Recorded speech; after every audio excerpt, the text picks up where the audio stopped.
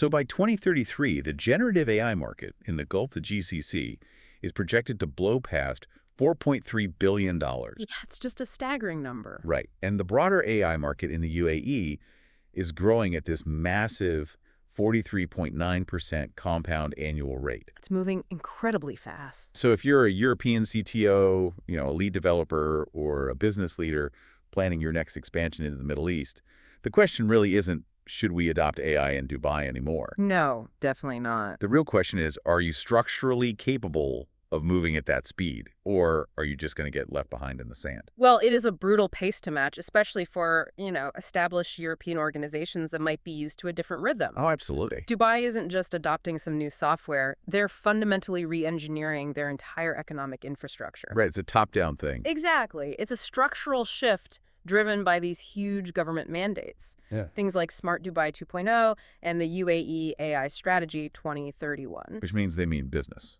Oh, they do. They've effectively turned the whole Emirate into a live testing ground. So AI integration across public services, healthcare, enterprise, it's not just a nice-to-have suggestion. It's an actual regulatory mandate. Which basically means any European business entering this market is walking into this hyper-accelerated ecosystem where your competitors and the regulators are already operating with an AI-first baseline. Yes, and that is a major culture shock for a lot of companies. For sure. So today we are doing a deep dive into a really detailed source on how to actually execute this market entry. We're looking at AetherLink's 2026 strategy guide on AI consultancy and digital transformation. A very crucial read for anyone looking at that region. Totally. Our mission today is to decode the architecture of a successful Dubai market entry.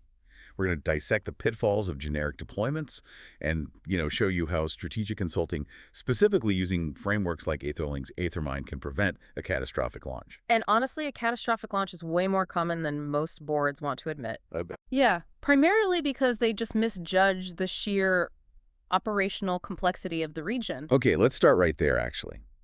Because if the government is mandating this adoption, I feel like the immediate panic response from a European board is going to be, well, let's just buy a license for an enterprise large language model, plug the API into our back end, and, call it a day. Right, the old plug-and-play approach. Exactly. Yeah.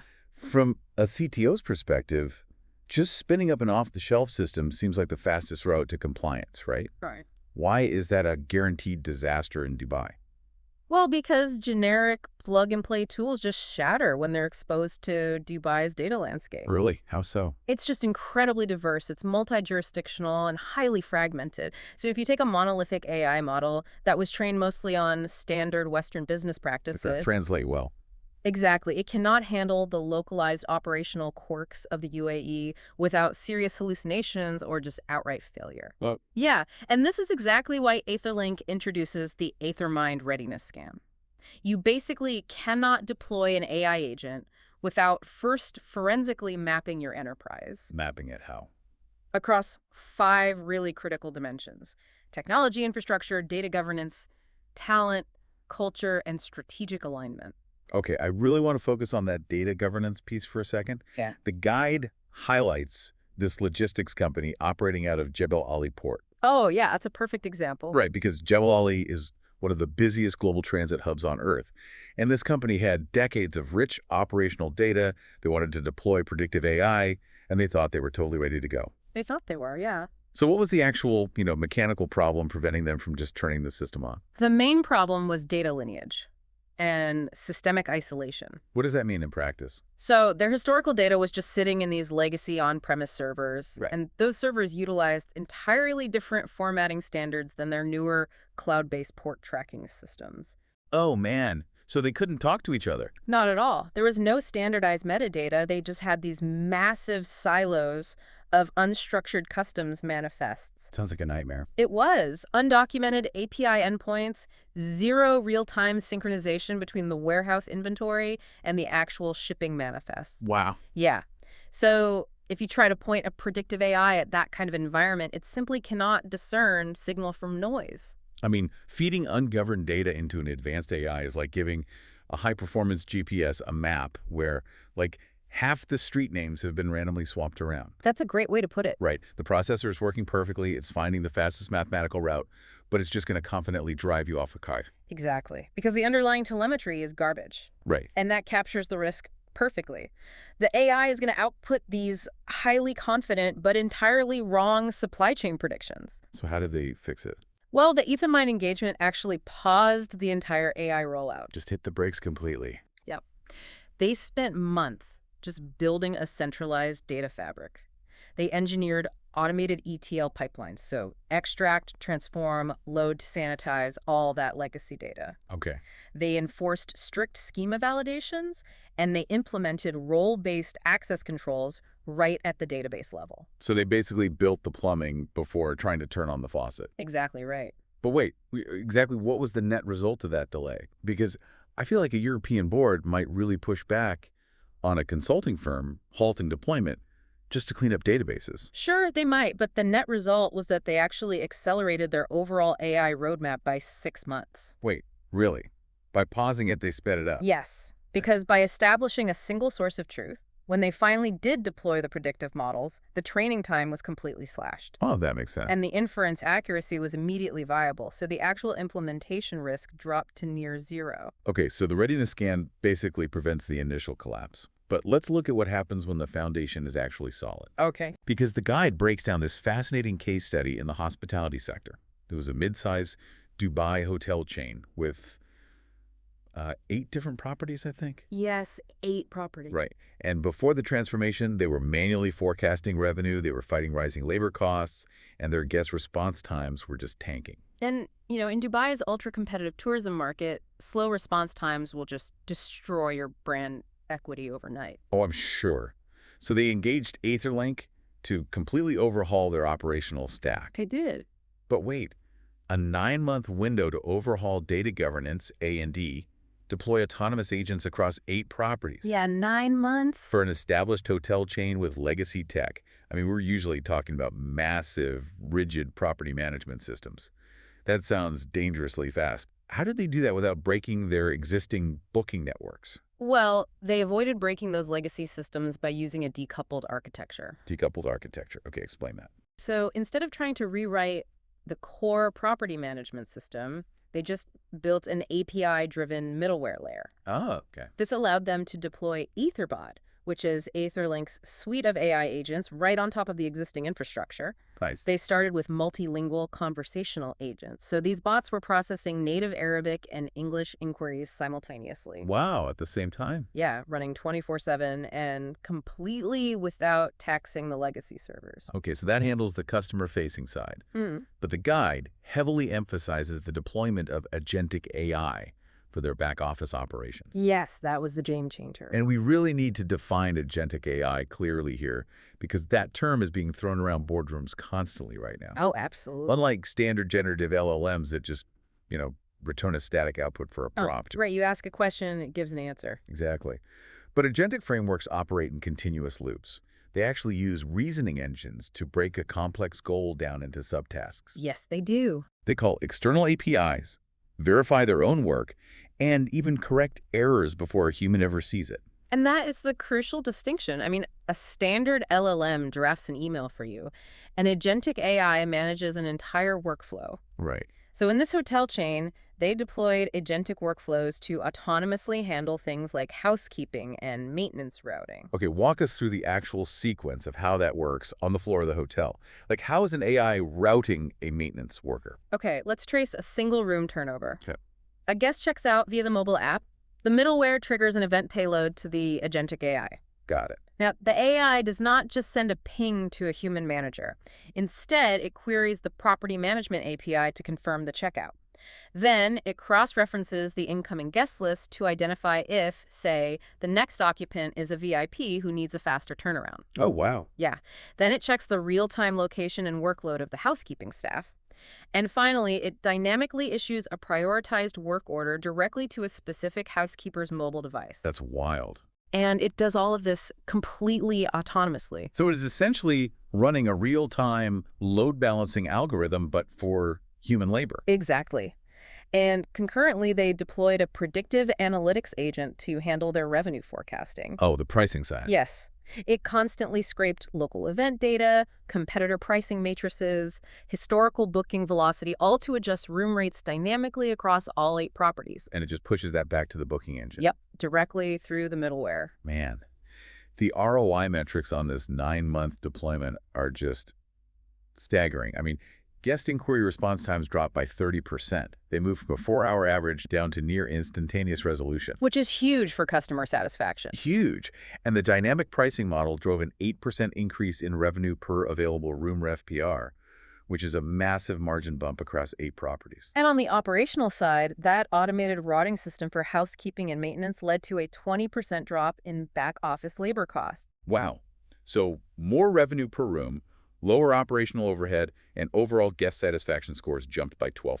It's the holy grail of digital transformation, really. It really is. But, you cannot just unleash autonomous agents in a vacuum, because those agents are making autonomous decisions about pricing and labor. Right.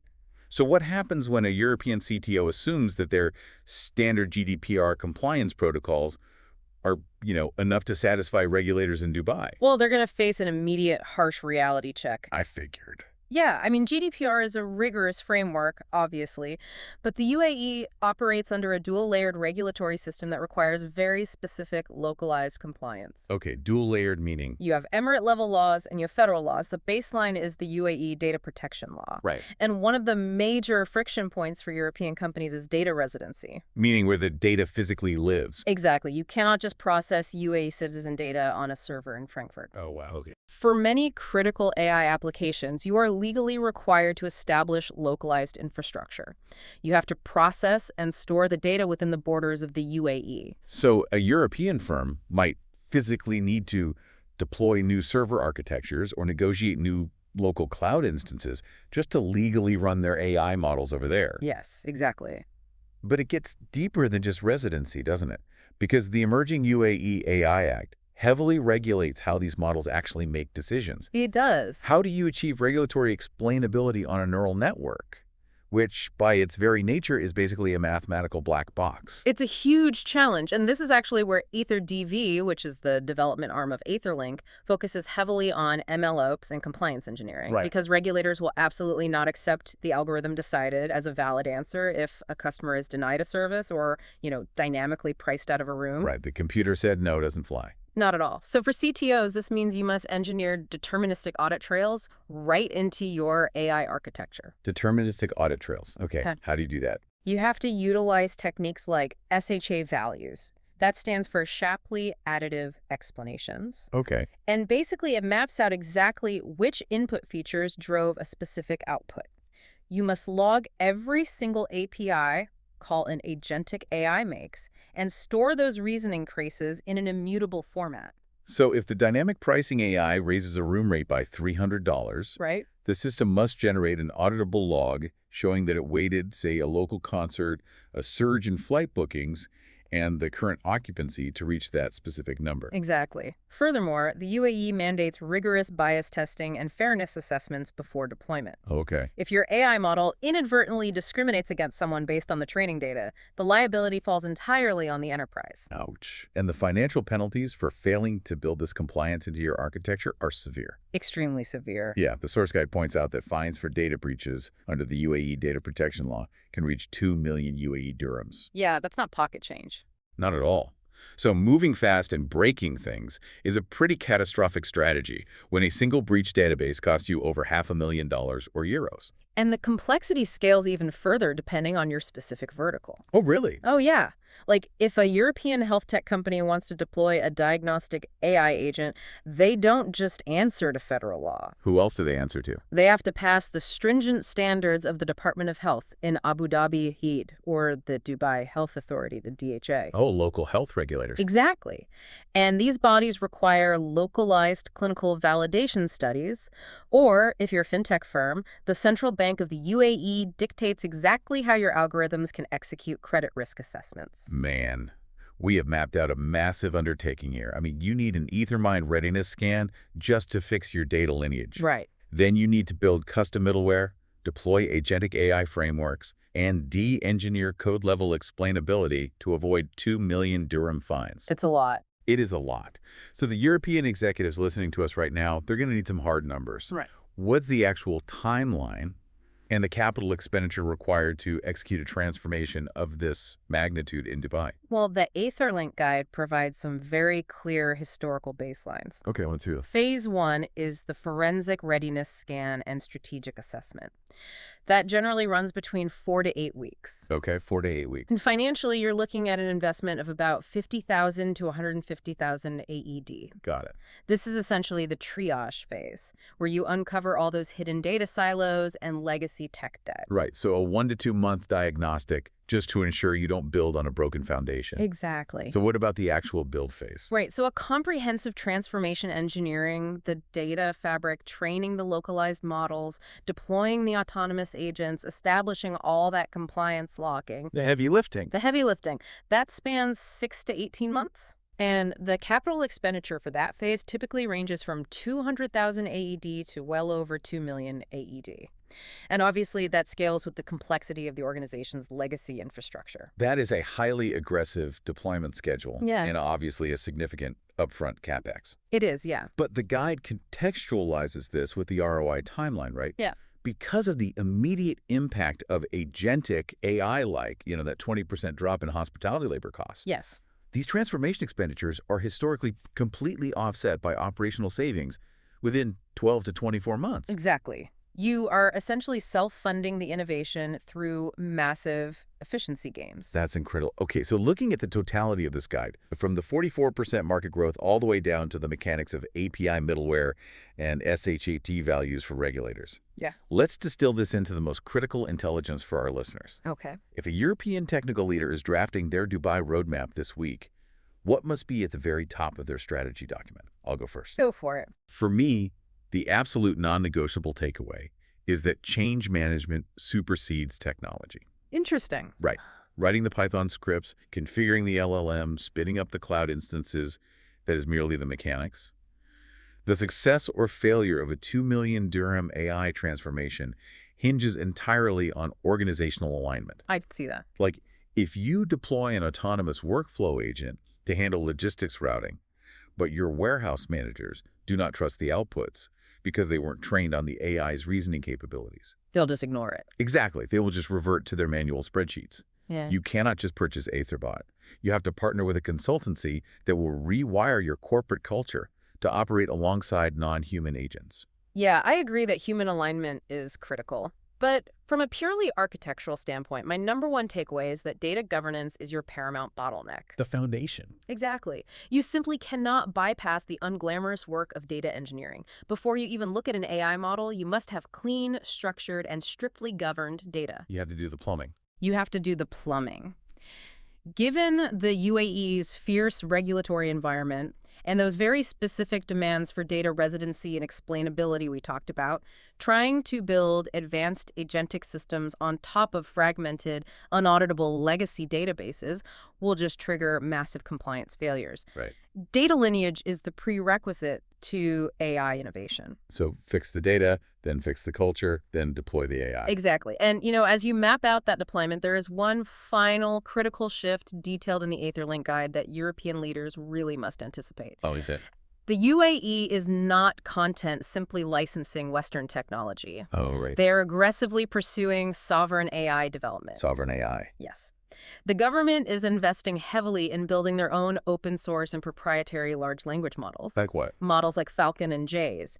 And these are trained locally, they're optimized for complex Arabic linguistics, and they are deeply aligned with regional cultural contexts and sustainability goals. Wow. Which completely shifts the competitive landscape. It does. The question you really must ask yourself is this. As the UAE integrates these highly specialized, locally sovereign AI models into their government infrastructure and enterprise supply chains, how will your European-centric tech stack need to adapt? Because it won't just be plug and play. No, you will likely find that simply translating a Western AI's output into Arabic is completely insufficient. To remain competitive and compliant in Dubai by 2026, you may need to fundamentally re-architect your platforms to interoperate with or even be powered by these sovereign Middle Eastern models. Yeah.